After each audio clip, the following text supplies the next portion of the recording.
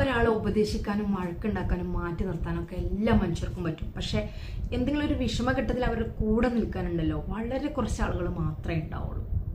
നമ്മൾ ഒരു മനുഷ്യൻ്റെ പഴയ കാലങ്ങളിലെ പ്രശ്നങ്ങളെ പറ്റി കൂടുതൽ എടുത്ത് പറഞ്ഞ് അവരെങ്ങനെ വിഷമിപ്പിക്കുന്നതിന് പകരം അവരുടെ എന്തെങ്കിലും നല്ല വശങ്ങളുണ്ടെങ്കിൽ അത് മാത്രം പറയാൻ ശ്രമിക്കുക. കാരണം അത് നമ്മളിലേക്കും ഒരു പോസിറ്റീവ് എനർജി തരും. മറ്റുള്ളവരുടെ മോശം കാര്യങ്ങളാണെങ്കിലും അത് നമ്മൾ എപ്പോഴും പറഞ്ഞുകൊണ്ടിരിക്കുമ്പോൾ എന്താ സംഭവിക്കുന്നത് വെച്ചാൽ ഓട്ടോമാറ്റിക്കലി നമ്മൾ തന്നെ ഒരു നെഗറ്റീവായി മാറുകയാണ് ചെയ്യുന്നത്. അപ്പോൾ അതുകൊണ്ട് ഓരോ മനുഷ്യർക്കും തെറ്റുകൾ പറ്റാം, കുറ്റങ്ങൾ ഉണ്ടാവാം, ബുദ്ധിമോശങ്ങൾ സംഭവിച്ചിട്ടിരിക്കാം. അതൊക്കെ ലോകത്തിലെ എല്ലാ മനുഷ്യർക്കും സംഭവിക്കുന്നതാണ്. ആരും ഫുള്ളെല്ലാം തികഞ്ഞ ആളുകളല്ല.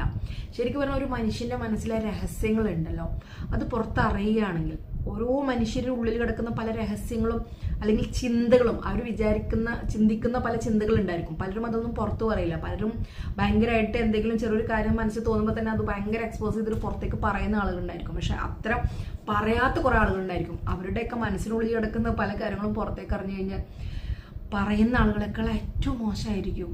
അപ്പോൾ അതുകൊണ്ട് എന്തെങ്കിലും ഒരു കാര്യങ്ങൾ വളരെ വ്യക്തമായി പുറത്ത് പറയുന്ന ആളുകളാണ് എല്ലാവരും പ്രശ്നക്കാർ എന്ന് ധരിക്കുകയേ ചെയ്യരുത്. അവരൊക്കെ ശരിക്കും പറഞ്ഞാൽ പാവങ്ങളാണ്.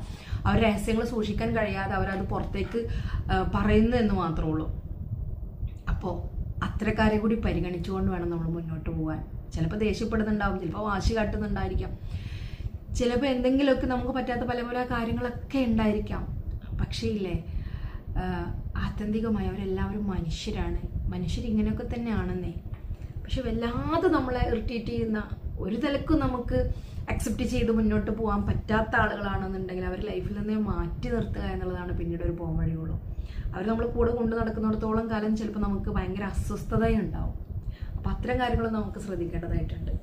അപ്പോൾ ജീവിതത്തിൽ ഏറ്റവും നന്മ നിറഞ്ഞ മുഹൂർത്തങ്ങളെ മാത്രം ചിന്തിക്കുവാനും അത് പ്രചരിപ്പിക്കുവാനും അത് പറയാനും മാത്രം നമ്മുടെ നല്ല സമയങ്ങൾ ചിലവഴിക്കുക.